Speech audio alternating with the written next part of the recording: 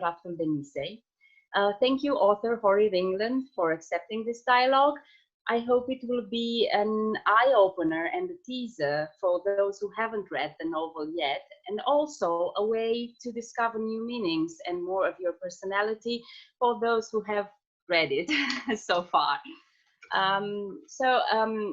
The way the novel, the Flowers of Alice's Heart, unfolds to the reader is impressive. We have the saga of this beautiful young lady, Alice, in her journey to becoming an independent woman. She was raised with an abusive father, then traumatized by the death of both of her parents, and she's trying to redefine herself, her destiny, and her life, dealing with an abusive lover herself, and surrounded by dozens of other powerful women, each carrying their own powerful traumas. In the same time, all the way through Alice's story, we discover this wonderful, luxurious universe of Australian flowers, with every flower expressing a different emotion that maybe could not be expressed directly otherwise. And also with the sea, the desert, the natural breathtaking landscape surrounding the story. So my first question is, how did you choose this story, and why Alice, and why a flower farm administrated only by women? In fact, why all these flowers, and why wild Australia? So many big, beautiful questions. Thank you so much, and thank you for having me. It's an honor to talk to you about my first novel and about these big themes that are in it. Why Alice, and why this book? Maybe I'll start there. Yes. I've wanted to be a writer ever since I was 3 years old. And I've lived a lot of my life with male perpetrated violence. So I was 34 years old before I found the courage to sit down and finally give time and make time in my life and find the courage to follow this dream that I've had for as long as I can remember being alive. And as anybody that's listening will know, anybody who's experienced grief or trauma, which is so many of us, when you can't talk about it, and when you don't even know that perhaps you're carrying it, so much of your energy goes to surviving and to appearing like you are happy, to try and convince yourself that you're okay. Because without a sense of safety in the world, we look for it in other people. We look for it in substances that are no good for us, like drugs and alcohol. We look for it by running away and traveling. And maybe we look for it in ways that are really good for us, like gardening. So for me, I was too busy trying to survive and trying to be happy and make a good life for myself. I was too busy trying to do all of that. That took all of my energy, and I had nothing left to find the courage that it took to face doubting myself and to face the fear of using my time, not working, not looking after family, but to sit down in these busy lives we all lead and to say, I'm going to spend my time now working on a story that probably nobody is ever going to read, but I have to do it because it's what my brain has been telling me and my soul has been telling me that I want to do with my life. So I spent many years silencing myself out of fear, because by not trying, I was staying safe. I couldn't risk failing. And then the fear was so powerful to stop me from following this thing about myself that I've known since I was a wee child. The fear was so strong that the only thing that broke through was when somebody in my immediate family died very suddenly from cancer. And I was with them in hospital when they died. And the shock, I'd never been with anybody who died before. And the shock of seeing how little there is between breathing and not breathing, and between being alive and not alive, that shock and that sadness that he was gone finally broke through my fear. So I was in Manchester in England, which is where I live a lot of the year because my partner Sam is English. And it had only been about a month since the death of my family member, and I went into my office. I'd set up an office to write, still wasn't really writing very much, but I'd made the space. And I sat down and I thought to myself, I remember really clearly, I thought to myself, what would happen if for 5 minutes you turn the sound down on the voices that have been telling you you're not good enough, smart enough, strong enough, brave enough? What if you turn them down for 5 minutes? And what if you just see what happens just for 5 minutes? So I made this deal with myself. And I picked up my pen and I'd done everything right to try and be a writer. I bought moleskin notebooks. I bought fountain pens and real ink, which I could never, ever fill up a pen properly without wearing it all over me. But this, Hemingway, Ernest Hemingway, apparently. So I went and tried and did all the right things. And I took the lid off my pen and I talked to myself about these 5 minutes with the volume turned down in my head. And I looked out the window at the silver birch trees in the breeze. And it was like magic doesn't happen often in your life the way that it does when maybe you make art, because I don't know where it came from. Imagination is such a magical gift that we are the only species on the planet to have. And I looked out the window and I took a deep breath, and in English, because God help us all if I tried to translate this into Romanian, but in English, the first line of the novel, not that I knew that that's what it was at the time, but this line arrived and I watched my hand write it in my notebook, and it said, I watched my hand write, "In the weatherboard house at the end of the lane, 9-year-old Alice Hart sat at her desk by the window and dreamed of ways to set her father on fire." And I sat back and I burst into tears and I took a deep breath, and then I was like, keep writing. So I kept writing. And at the end of that writing session, when my hands started to cramp, all of a sudden there was a 9-year-old girl with a big imagination and a huge heart and a big desire to want to be good, who believed in magic and read books. And all of a sudden I was obligated to Alice. So all of those things combined was how I kept writing.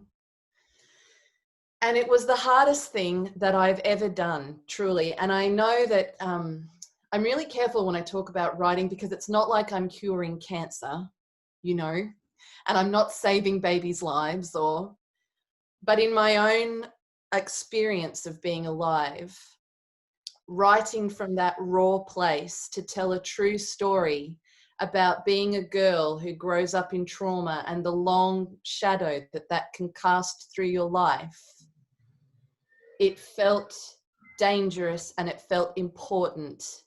And most of all, Alice felt very real. And I could only set it in the landscapes that I've been so lucky to grow up in. I grew up by the sea where Alice grows up. The sugarcane fields are at the end of the street where my grandmother lived. When I was in my 20s, I was lucky enough to live in an Aboriginal community in the desert, and I worked as a national park ranger. I've never, sadly, to my great heartbreak, I've never lived on a flower farm, on a native Australian flower farm.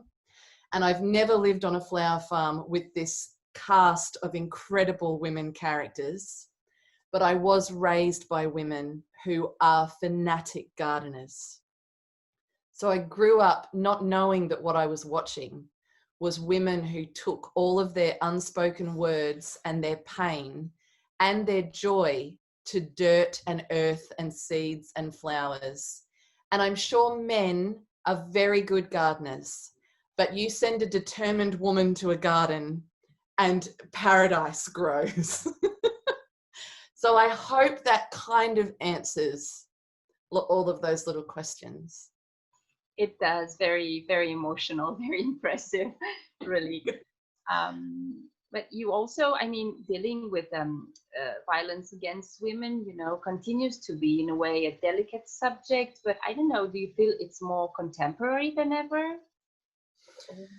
I think particularly after the Me Too movement, and which invites so much discussion around the world, and so it should be. But at the core of that was an ocean of women, no matter where we are from, no matter what culture we come from, all joining in at a specific moment in time to say, I know that as well, me too. And I think that there's been a shift in talking about things that have been kept silent out of shame and fear for centuries.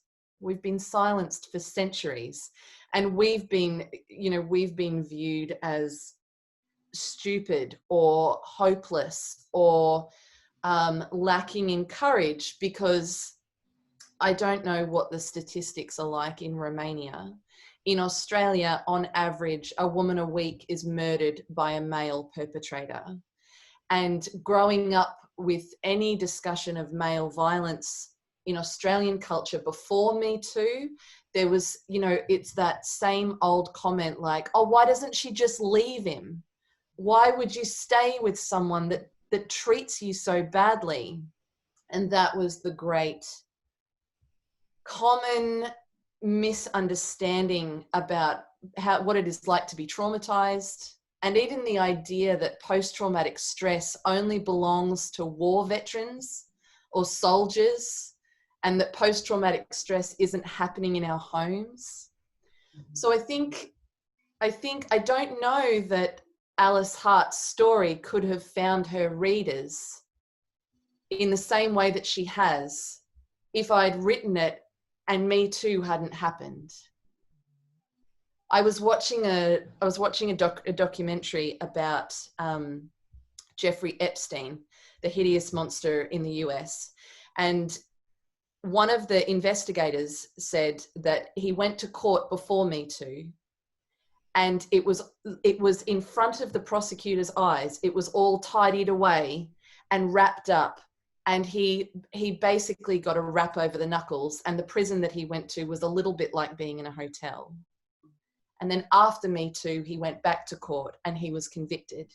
So I think the shift in culture has allowed people to both take it a lot more seriously and empower people who have suffered violence at the hands of others, particularly men, to know that we are not alone, and that you can be whoever you are and use your voice. There is a help number in the book. I don't know if it was your decision to have it in the book, you know, the help center for violence against women in Romanian. It's the Romanian number. I don't know if oh, that's wonderful to know. Yeah. I didn't know that was in the back of the Romanian translation. Yeah, it is. Yeah, actually wonderful. offering support if oh yeah. Beautiful to know. Do you have flowers tattooed on your arm, or are there butterflies? Me too. Before I wrote Alice's story, I had no tattoos at all.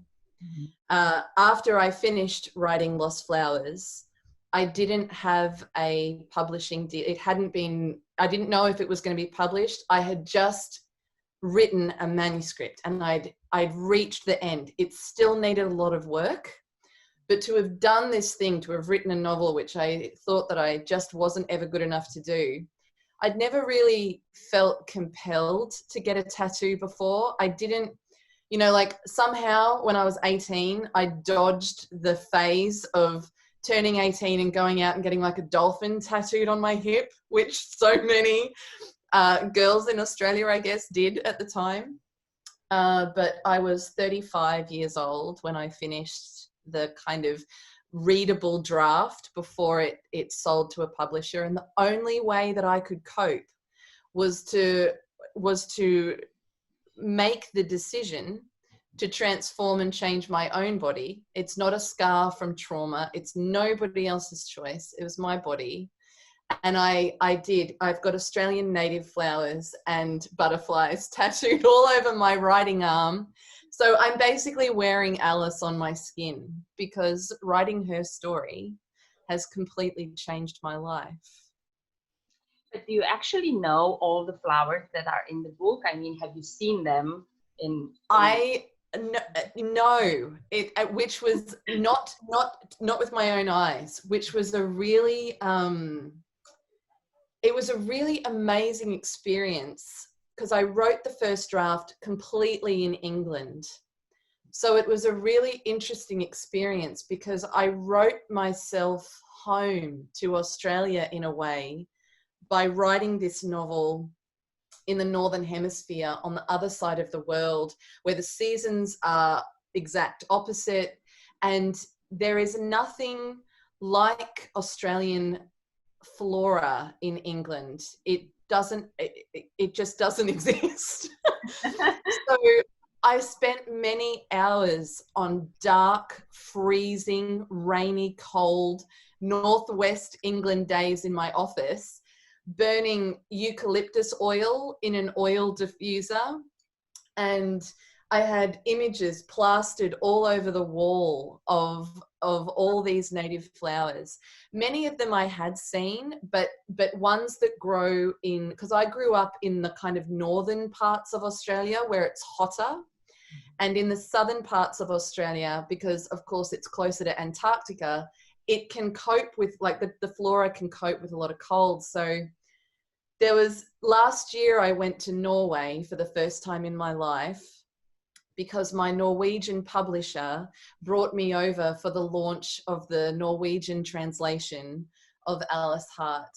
And they had a window display done on the main street in Oslo. And as if that wasn't mind-blowing enough for me, at the center of the window display were huge bunches of waratahs, which is the flower when you first open the book, there's that big bouquet, like illustrated, and it's that big flower that looks kind of like a heart. And I'd never seen one with my own eyes. So there I am in Oslo when it's snowing in October, and there are waratahs that grow in my homeland looking back at me around my novel in a bookshop window. So surreal. it was just, I was kind of non-verbal with disbelief. It was amazing. Mm-hmm. But why did you particularly chose, to express feelings through flowers in the novel? And how did you find the meaning for every flower? So when I started writing the first draft and I was sort of doing something that I find really helps me in my writing process is if it feels like I'm stuck writing, then I will try and discipline myself. And then the minute it feels like I'm trying too hard and I'm forcing it, then I'll step away, but I won't walk away from the story. I'll go and do research and read. It helps me use some different part of my brain, and it just adds a bit of wonder and information that my imagination can feel refreshed by. And so I was having a day like that, and I went away to do some research on how children cope with trauma, just to get outside of my own reflections as a child, and to also read about other children's experiences, like psychology journals and that kind of thing. In doing that, I came across selective muteness in children, which can be a child's way of subconsciously responding to something too big for their brain to understand. So they just kind of withdraw and they stop speaking for an unknown amount of time. Their minds are okay. It's not like they've suffered a physical change to their brain, but their brains are processing something so big that they just kind of shut and withdraw. And in that research around voice and speaking, because I was in England, my search engine results brought up the Victorian language of flowers. So I kind of knew about it. Like we all kind of know now, even if we've never studied it, that maybe someone gives us roses for love, or you give someone daffodils for happiness in spring. And so I started reading more about this pop culture phenomenon that happened in Queen Victoria's time. Speaking in flowers has existed since the pyramids and Egypt, and Shakespeare used symbolism of flowers in his writing and all that kind of thing. Flowers have been used as medicine, but the actual act of communicating in Queen Victoria's time, it was so popular in America and in Europe that middle to upper class households actually had dictionaries of what every kind of northern flower meant. So it was also this time when emotional expression, long time before the Me Too movement, emotional expression was very vulgar. Like you didn't ever talk about how you truly felt. You didn't say what was going on inside. It was all very, yes, fine, thank you very much. And so as humans do, we are storytelling, emotional. That's why we've got emotions, and we have to express them. We always find a way to express them. So I started reading about, especially in England, in this period, English people, and you know, I can, with all the love in my heart, make fun of English people because Sam, my partner, is an Englishman. He makes a lot of fun of me for being Australian. But English people, they would get bouquets arranged, enormous arrangements of the most beautiful flowers, and they would deliver them to their best friend or to the person that they fancy, who they'd like to meet behind a tree and do unspeakable things with. And they would send these flowers to each other, like right down to kind of, I need to see you, you know, meet me on the 3rd day of the 3rd month kind of thing. But the part that really I knew that this was in me and I was going to do something with it was when I read, and God bless the English and their emotional repression, I read that English people sent each other bouquets of flowers to say, I hate you, don't ever cross my doorstep ever again. I put a curse, I hope you eat poison and get sick. Don't ever. And they would send each other poisonous flowers or dark coloured flowers that had sentiments attached that meant really awful things. So then that got me thinking, something that's really important to me, being a guest really, being a descendant of ancestors who came to Australia and claimed land that was never ceded. The people that were here, the Aboriginal people that have been here for thousands of years before us, they never agreed to their land being colonized or being taken. So something that is really important to me and was important to me when I was writing was that when I grew up in these wild, rough, beautiful, extreme landscapes, but I had no books that reflected the world outside. The world that I lived in, I would go out and I would be in it. I would be amongst the banksia flowers and the gum trees and the paper daisies, and I would be at the sea with the soldier crabs and the kookaburra birds. But I would come inside and pick up my book and I would read Enid Blyton, or I would read the Brothers Grimm about bluebells and buttercups, and there was a real disconnect, which I think a lot of Australians who are the descendants of everybody that came in the waves after colonisation, I mean, at Christmas time here, people spray paint. It's 40 degrees Celsius at Christmas time where I am, and people spray paint white snow on the window. And nobody really stops to think about what they're doing. It's just what everybody's always done, because England brought England to this land.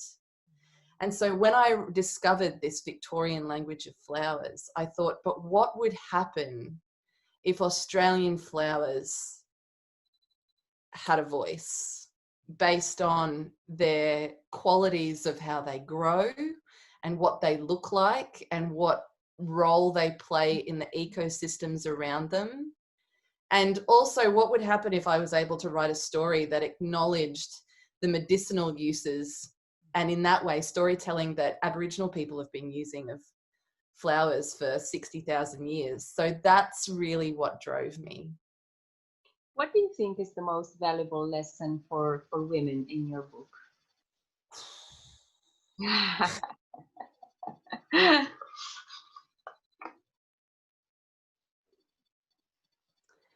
That you can be more, and that you are more than however a man has belittled you to be. And that there is life on the other side of violence, and the trauma is not who you are, it's what's happened to you. And the love of women will save you over and over and over again. Beautiful. Now, the Lost Flowers of Alice Hart became obviously a huge success. So I noticed you didn't actually expect this. But how was this journey for you? I mean, from the moment you found out it's becoming the bestseller to, then touring and autographing and so on. I mean, how does this process actually look like from the inside? I cry every day. I cry from joy and disbelief every day. There are days where I still can't believe it. This is the thing that everybody in a position of authority in my life always said would never happen for me. Like my high school guidance counselor, I said to him when I was 17, I want to be a writer. And he said, that's cute and your grades are good, but it's a really hard nut to crack. So you should be a teacher.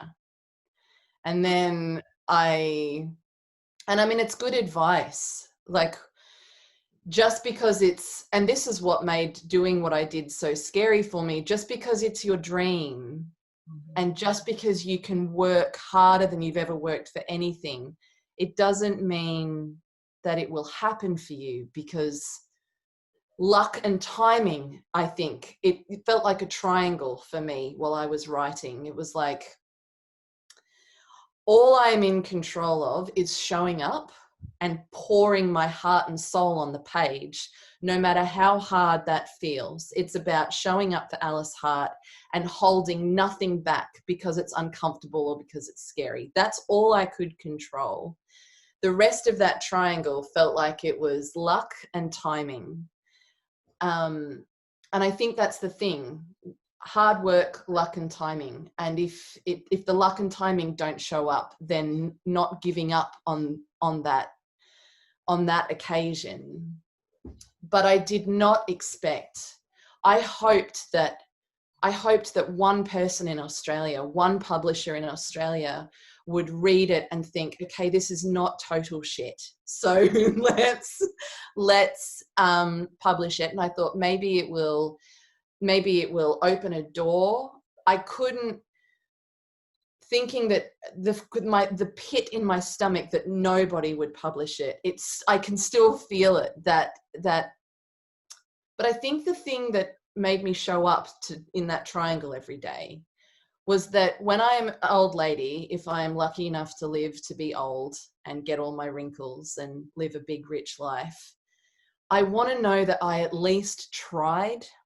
I think that was the blessing about starting at 34. I couldn't have written this book any younger. I couldn't have written it before I wrote it. I don't think I would have had the gumption to keep going. And I just wanted to know that I had at least tried, because I had 20 plus years of knowing what it felt like and what it looked like to not try. And so when that's where my starting point was, to now be sitting with you talking about the Romanian translation of my novel, and to even think that there are wild, big-hearted, amazing, I've Romanian friends, and I love them, and I love their passion and their stories and their folklore.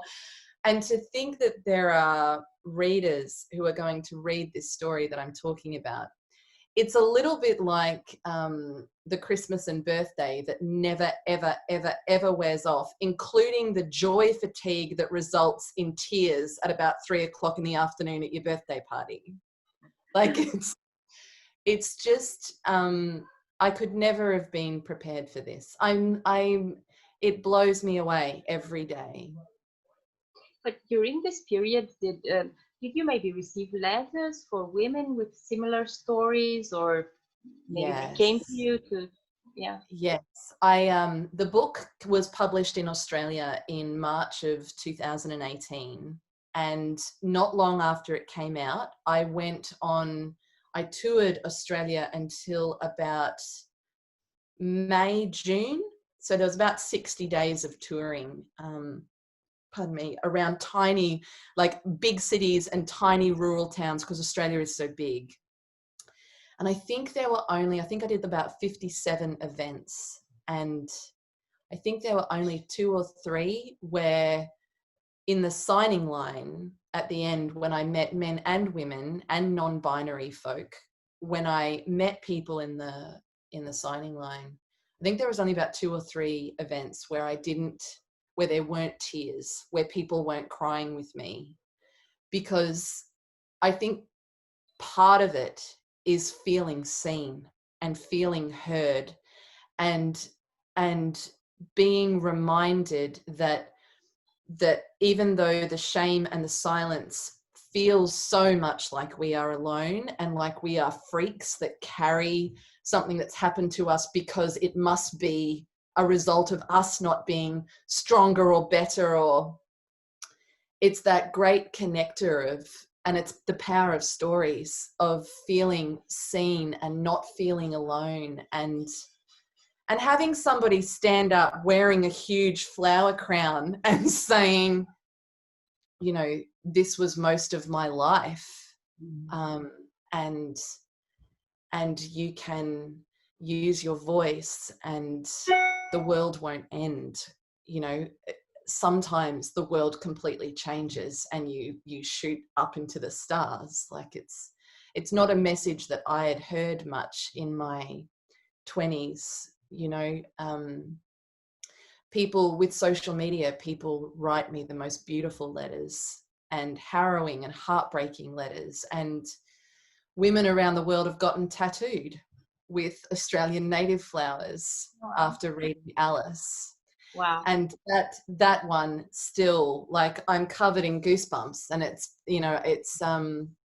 that one still, I don't, how do you absorb that? Like, I just am so humbled. I just feel like my little knees are jelly and they've just given out. And I just am,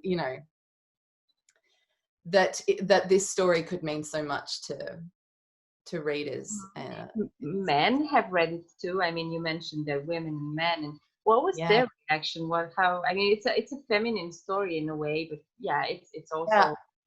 The men that have spoken to me about reading it have been absolutely glorious. And the thing I love about Courage is that it's a little bit infectious.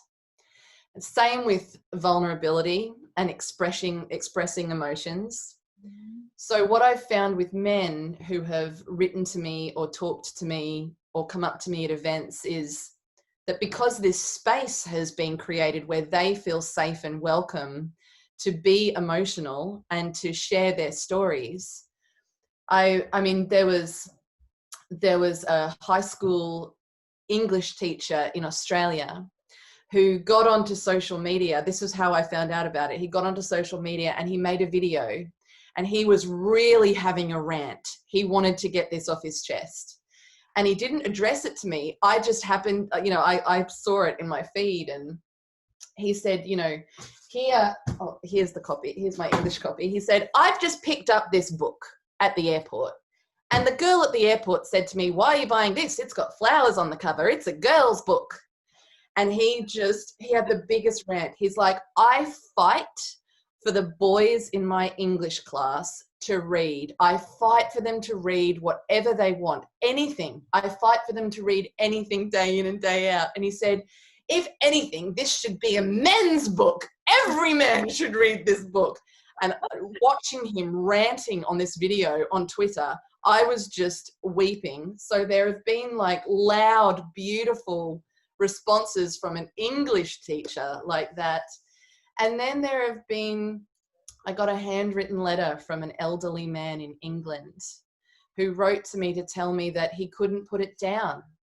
And it was one of the best things he'd read. And I mean, just the shock. It's just, I just live in constant shock. And, you know, other friends of mine who I've maybe never really had deep conversations with have written to me and said, you know, I thought that just being kind to you, because I know you and you've achieved this dream, I thought I'd just give it a try and then at least say to you, oh yeah, I totally read it.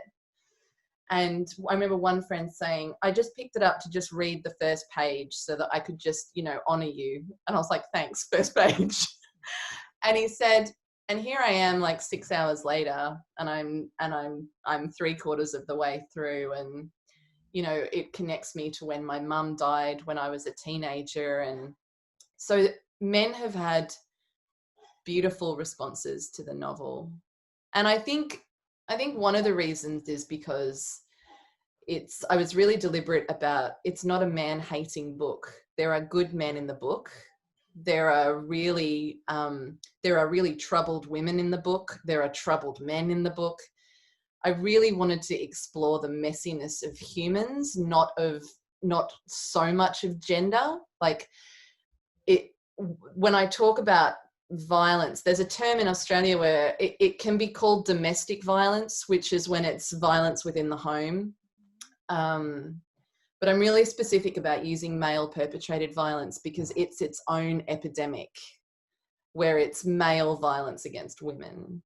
So those are the two areas that I really wanted to layer through the book, was the messiness and the beauty in all of us, irrespective of gender or not, and then also the patterns of male violence and control over women. And yeah, I don't know how I did that. But you spoke about vulnerability earlier, and what was the most, you know, difficult thing for you when you actually decided to become vulnerable and write this story? I wrote it believing that no one would read it. I wrote it thinking, I'm the only one that will see this. And that created that sense of safety, which is how I could because vulnerability feels so uncomfortable. We're not raised to be vulnerable and to talk about our emotions. It's just not how we're raised. Maybe there are lucky few who are raised, encouraged to explore their emotions and learn how to manage them rather than, you know, but emotions were dangerous for me. And the great irony and paradox of that is I am a really big feeling person. So when I started writing this book, I told myself that nobody was going to read it. It was just me and the page. And the great freedom that came then with being able to write all of the emotions that I'd never been able to put into words verbally and speak vocally. Then it got published. And before it got published, I had never said out loud that I'd lived with male perpetrated violence. But when I realized that getting published was going to give me a little platform, and it was going to give me this tiny little ability to use my voice and to put words and energy into the world in a public space, it felt really important to me not to waste that opportunity, and not to, after having written something that I pulled from my soul, not to hide my soul away, but to find the balance where I keep my boundaries so that I stay protected and safe, but I also throw open the space to talk about joy and grief and love and sex and violence and women's dreams and lives. And it's still really hard. Like, I'm shaking a little bit now. But what are some tips for the young writers, maybe, or for people who want to share their stories? Because you mentioned it was not an easy process for you to actually write, the writing itself. What have you learned, and what are maybe some tips for young writers, or for people who want to embark on this endeavor? Yes. If it calls to you, if you are called to write, be prepared to honor that calling. That means less time scrolling on your phone and more time scribbling your ideas in notebooks and letting your imagination run wild and just thinking about stuff and writing it down without crushing every thought and idea you have with self-doubt. I think, I could be wrong, but I think it was Sylvia Plath who said the greatest enemy of creativity is self-doubt, and also also comparing yourself to others.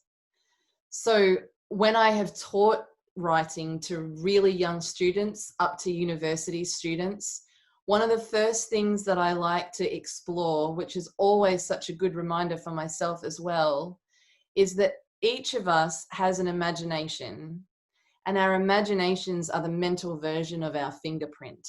No one else on earth has the fingerprint that you have. And even though we might have similar ideas to each other, nobody on earth can write a story with their imagination in the same way that you can, or that I can, because no one else has lived the exact set of life experiences and moments and has the DNA that we each have. So a really great eye-opening thing for me that's helpful is to remember that if you sit in a room with 30 people and you all say to them, write a story about a man who walks through the door and has a cup of tea and an elephant falls out of the sky, there will be 30 different stories with the one same idea. And the reason why that's so important, I think, for young writers, or for anybody who's finding the courage to sit down at their laptop or with their notebook, is, at least in my experience, I have to battle so much with the inner critic and get that inner critic out of the way so that I can just get to the imagination. And the way that I do that is by remembering that everything is valid until it's the final draft. There is such a long way to go. If I had known when I was writing Alice's story that there was going to be about 40 million drafts done of the editing, that's the biggest thing, is that I think we come from such a culture of perfectionism that we forget how to sit down and play and let ourselves make stuff up and write awful sentences. And the thing that I'm being reminded of now, writing my second novel, is that you just need the words on the page. You can't edit nothing. And so, and do it because you love it. Do it because you love it. And what a way to spend, like, what a wonderful way to spend this life that we get. you know, to make time to do something that we love. Put the phone down, do the thing that you love a little bit more. People ask me, how do I find the time? How do I find the time? I work full time. I've got kids. I look after my family. And I say to them, I bow to you and you are a Wonder Woman. How much time do you spend scrolling on Facebook and Instagram? And if you take 10 minutes out of that scrolling time, can you spend 10 minutes just jotting down ideas in your notebook? And I hate being that person, because the person I'm talking to will look at me kind of going, but it's a really good reminder for myself as well. It's true. Lovely. Let's just, end this with a message for all women, all men out there who, want to do whatever they want to do, to follow their careers, to, I don't know, escape trauma, to be better at what they do, or with how they live. What is the key in gaining courage on our roads to through life? I think it's a really big, powerful question, isn't it? I think about it every day. And I think the big thing is facing the trauma. It's never going to leave us. It's going to be in us every single day, but you can still thrive. You can still thrive. That's the biggest thing. This happened to me. This is still happening to me. I'm finding my way through this. My brain is doing its best, but I can still take agency of my own life. I can still own my story, and I can still thrive. And when I turn and look at what's terrifying me, that traumatic experience, those traumatic memories, and if I say, I see you and you changed me, but I'm also going in this direction and you can come along because I am who I am because of you, but I'm heading towards thriving, not staying trapped in a cycle. I think that's where the power is. You face the trauma and acknowledge it's happened. And then you go after your dreams and live your beautiful life anyway, I think. Thank you. Thank you. Very beautiful indeed. Beautiful. Thank you. Thank you so much. What a gift. What an honor. And thank you for such beautiful questions.